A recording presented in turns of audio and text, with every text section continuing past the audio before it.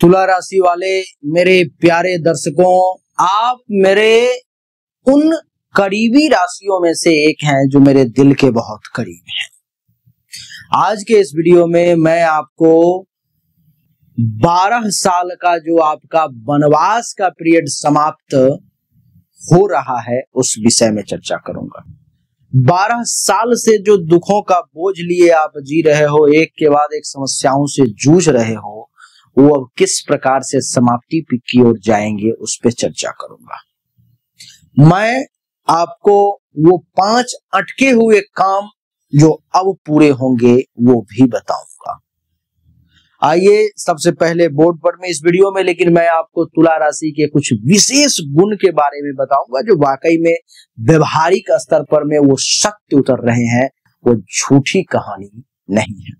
तो इस वीडियो में मैं आपको क्या क्या बताने वाला हूं, आइए एक बार मैं पॉइंट आउट कर दूं। सबसे पहले तो तुला राशि पर में चर्चा होगी किस चीज के बारे में, तो देवगुरु बृहस्पति जो है 18 अक्टूबर को कर्क राशि में जा रहे हैं, यानी कि कर्क राशि में उच्च के हो जाते हैं, इस पर में चर्चा होगी। और तुला राशि के कुछ गुण पर में चर्चे होंगे, और मैं आपको बताऊंगा कि कौन से वो 5 काम हैं जो 18 अक्टूबर के बाद निश्चित तौर पर में होंगे। देवी और सज्जनों,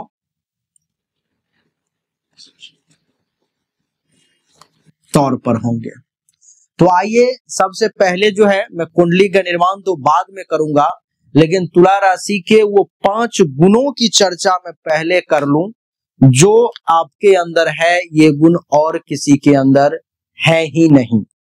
सबसे पहला जो है देवी और सज्जनों, तुला राशि वालों में वो गुण होता है संतुलन का। संतुलन का, और ये निष्पक्ष होते हैं, और ये निष्पक्ष होते हैं। निष्पक्षता जो है सो इनके अंदर होती है। ये पहला गुण जो संतुलन और निष्पक्षता का है, यानी कि बैलेंस और फेयरनेस का, वो क्या है? तुला राशि वाले हमेशा निर्णय लेते हैं, हमेशा निर्णय लेते हैं, समय दोनों पक्षों को समान जो है सो देते हैं, यानी कि संतुलन को भी और निष्पक्षता को भी। संतुलन पर जब टाइम देंगे बराबर देंगे, निष्पक्षता पर विचार करेंगे बराबर करेंगे। व्यवहारिक रूप से वे विवादों में मध्यस्थ की भूमिका निभाते हैं, जैसे कार्यस्थल पर टीम डिस्कशन में सभी की राय सुनकर निष्पक्ष फैसला सुनिश्चित करना, ये तुला राशि वालों का काम होता है। तो संतुलित रखते हैं और निष्पक्षता के साथ काम करते हैं। दूसरा, सामाजिक कौशल और कूटनीति इनके पास में होती है। क्या होता है? दूसरा जो है सो सामाजिक कौशल, सामाजिक कौशल और कूटनीति।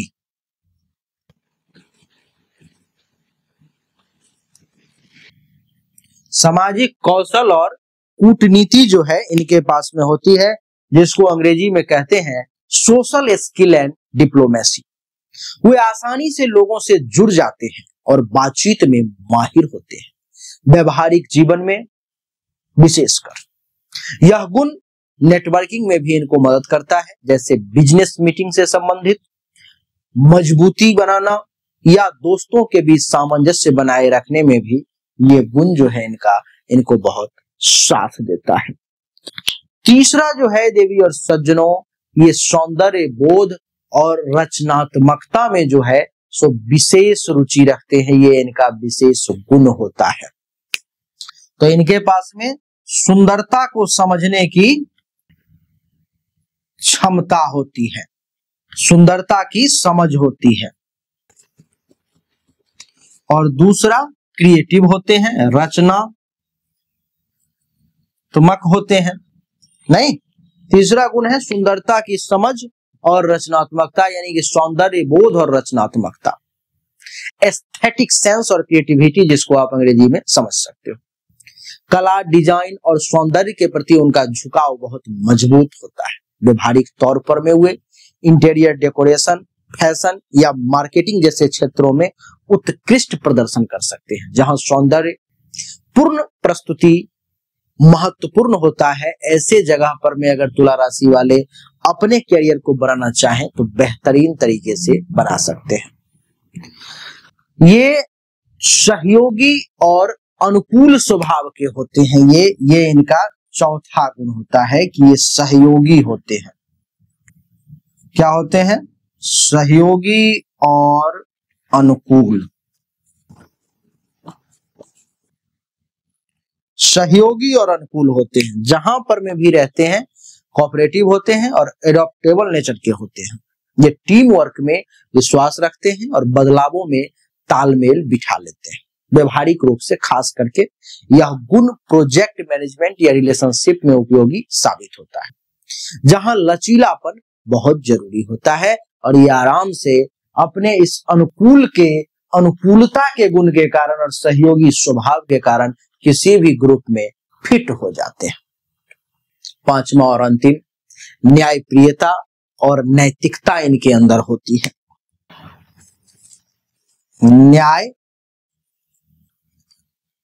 प्रियता और नैतिकता।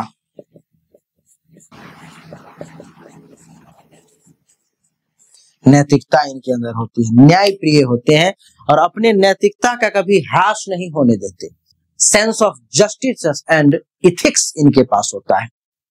वे अन्याय सहन नहीं कर पाते और सही गलत का सख्ती से पालन करते हैं। व्यवहारिक जीवन में भी यह गुण लॉ, काउंसलिंग या सामाजिक कार्यों में उन्हें प्रभावी बनाता है, जहां नैतिक निर्णय लेना बहुत जरूरी होता है। ये गुण तुला राशि वालों को जीवन में सामंजस्यपूर्ण और प्रभावशाली बनाते हैं, लेकिन कभी कभी निर्णय लेने में देरी भी करा सकते हैं। देवी और सज्जनों, तो ये वो 5 गुण थे जो तुला राशि वालों के लिए विशेष तौर पर में थे। अब आपको समझना है कि ये 5 गुण तुला राशि वालों में है या नहीं। आपको क्या लगता है? संतुलन और निष्पक्ष होते हैं या नहीं? सामाजिक तौर पर में अपने कौशल को दिखा पाते हैं या नहीं?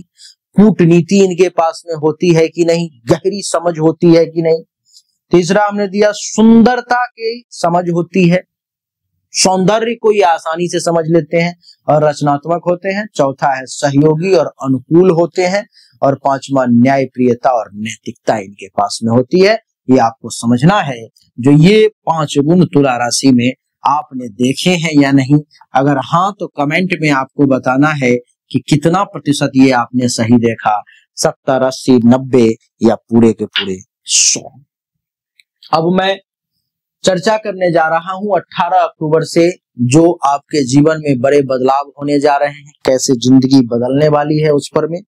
तो आइए सबसे पहले एक कुंडली का निर्माण किया जाए। बिना कुंडली के निर्माण के बातें ऐसी होगी जैसे कि हवा में।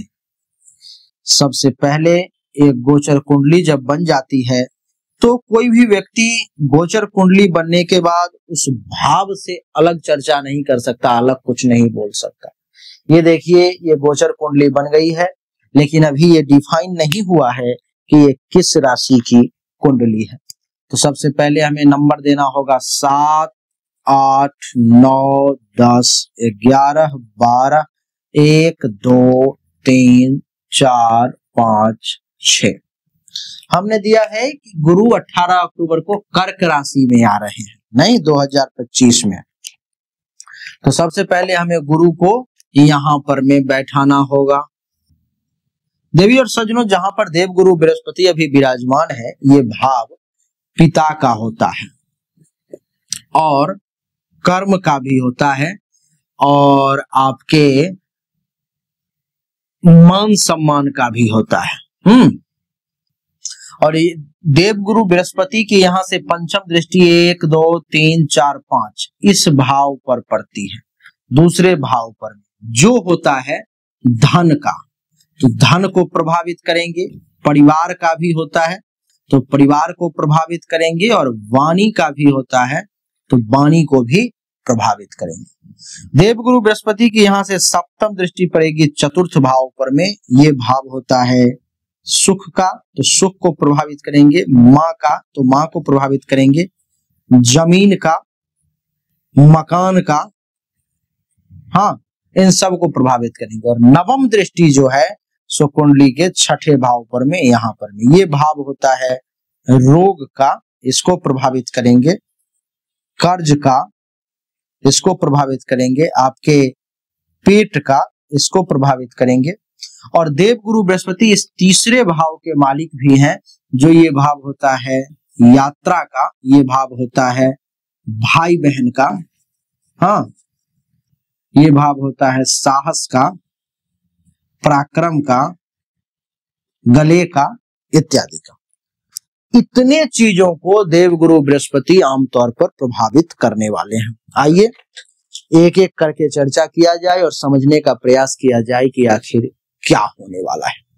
देवी और सज्जनों, 18 अक्टूबर 2025 को देवगुरु बृहस्पति का कर्क राशि में प्रवेश, जो आपके कुंडली के 10वें भाव में है और उच्च का है, ये अत्यंत शुभ संकेत है। यह गोचर 2013 के बाद सीधा 2025 में होने जा रहा है, जो आपके 12 वर्ष के कष्टपूर्ण चरण जैसे कैरियर, मान सम्मान, प्रतिष्ठा, पैसा, इन सब को इसने बहुत हिला के रख दिया था।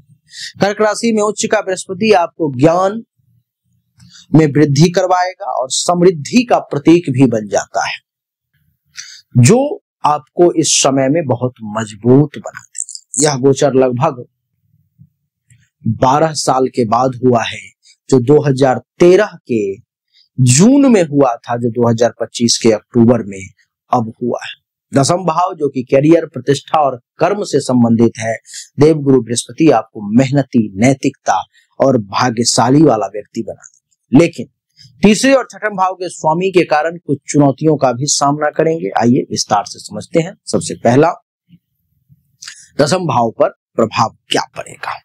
देवी और सज्जनों, उच्च के बृहस्पति 10वें भाव में आपको कैरियर में अभूतपूर्व सफलता देंगे। अभूतपूर्व, जो पहले कभी नहीं हुआ।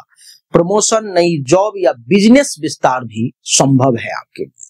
आपकी प्रतिष्ठा इस समय में बढ़ेगी और समाज में उच्च सम्मान भी मिलेगा। सरकारी या बड़े संगठनों से जुड़े कार्यों में सफलता भी मिलेगी।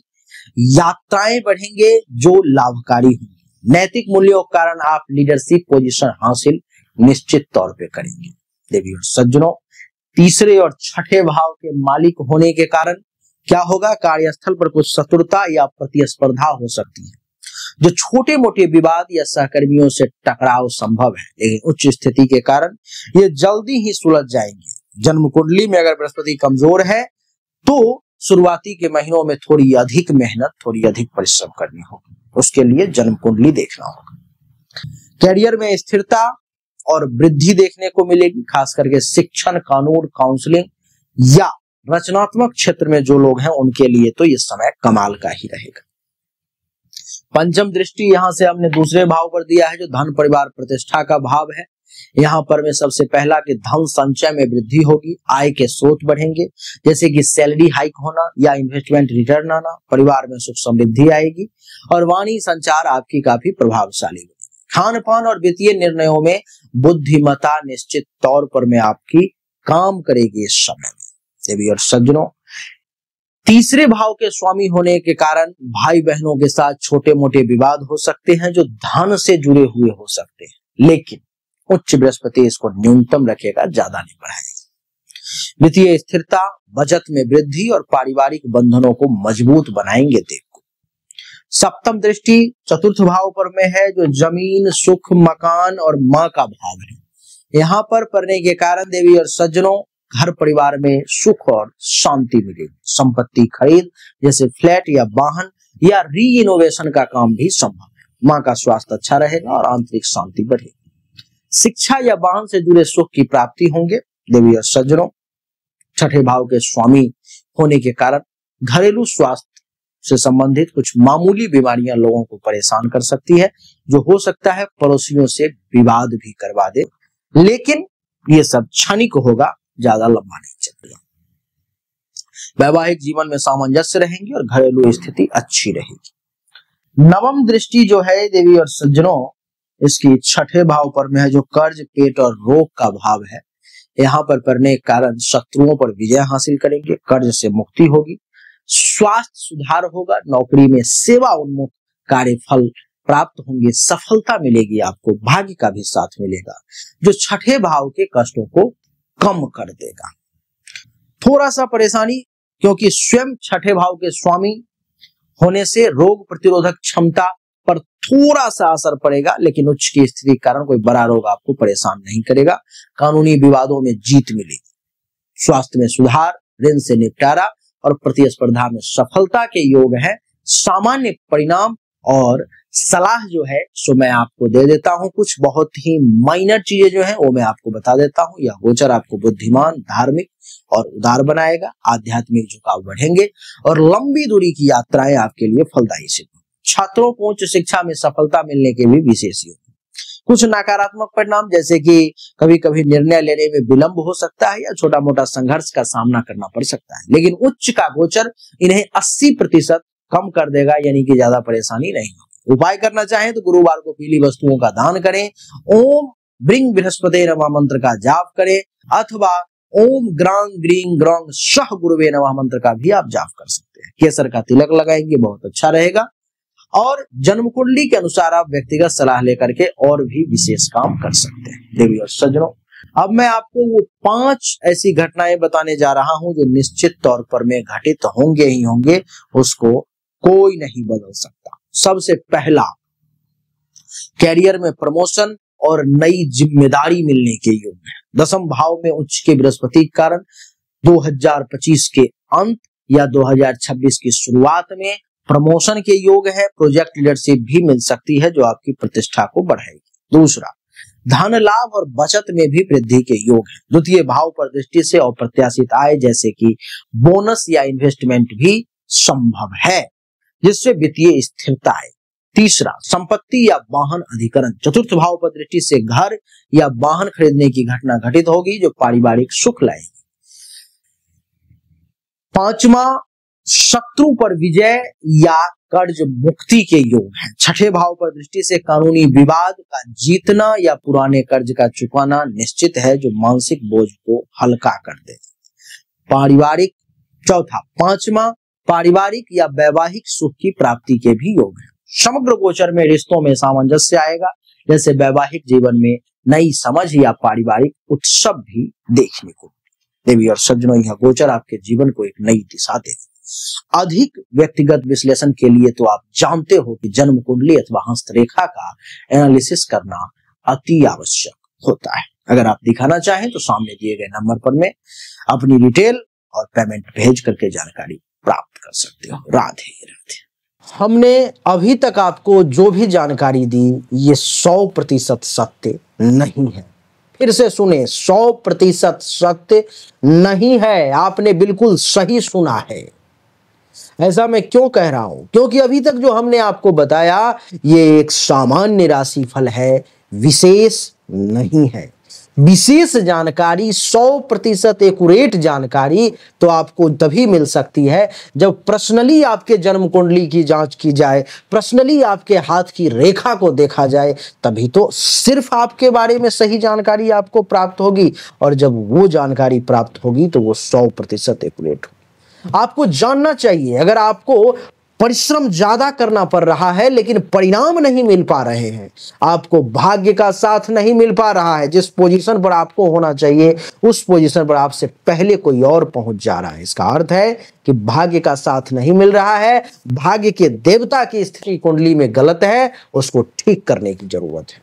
दूसरा, अगर आप बहुत परिश्रम कर रहे हो, आमदनी के कई सोर्स को तलाशने की कोशिश कर रहे हो, लेकिन आमदनी बहुत ज्यादा कर नहीं पा रहे हो जितनी इच्छा है, जितनी कोशिश है, तो चेक करने की जरूरत है कि आमदनी के जो देवता हैं उनकी क्या स्थिति है कुंडली में, आखिर आमदनी क्यों नहीं बढ़ पा रही। अगर आप पैसा तो कमा रहे हो लेकिन बचत नहीं कर पा रहे हो, लाख प्रयास करते हो लेकिन फिर भी कितना भी पैसा कमा लूं, कितनी भी कोशिश कर लूं, बचत नहीं हो पा रहा है, तो आपको चेक करने की जरूरत है कि जन्म कुंडली में जो धन धान्य संपत्ति के बचत की देवता है, जो बैंक बैलेंस के देवता है, उनकी क्या स्थिति है, क्यों ऐसा हो पा रहा है। लेकिन इन सब को चेक करने के लिए पर्सनल आपकी जन्म कुंडली की जांच करनी पड़ेगी, तभी जाकर के वो पता लग पाएगा। देवियों सज्जनों, चाहे कोई बीमारी है जो आपको बहुत परेशान कर रहा है, बहुत परेशान कर रहा है, आप ठीक नहीं हो पा रहे हो, चाहे आपका विवाह नहीं हो रहा, वैवाहिक जीवन में अथवा परेशानी आ रही है, मामला तलाक तक पहुंच गया है या विवाह हो ही नहीं पा रहा है, जिस काम को करने की कोशिश कर रहे हो हर काम में रुकावट आ रहा है, जमीन मकान गाड़ी चाह रहे हो लेकिन हो नहीं पा रहा है, तो इन सभी शंकाओं का समाधान जन्म कुंडली देखने के बाद ही मैं आपको दे सकता हूं। उसके लिए सामने दिए गए नंबर पर में अपनी जन्म तारीख, जन्म समय, जन्म स्थान, दोनों हाथ के हथेली का फोटो अवश्य भेजें। जो शुल्क है जमा करें, इंतजार करें, आपको जानकारी अवश्य मिलेगी। अच्छा लगा तो वीडियो को लाइक करें, शेयर करें, चैनल को सब्सक्राइब करके इसके बेल आइकन के बटन को दबा दें। राधे राधे, राम राम।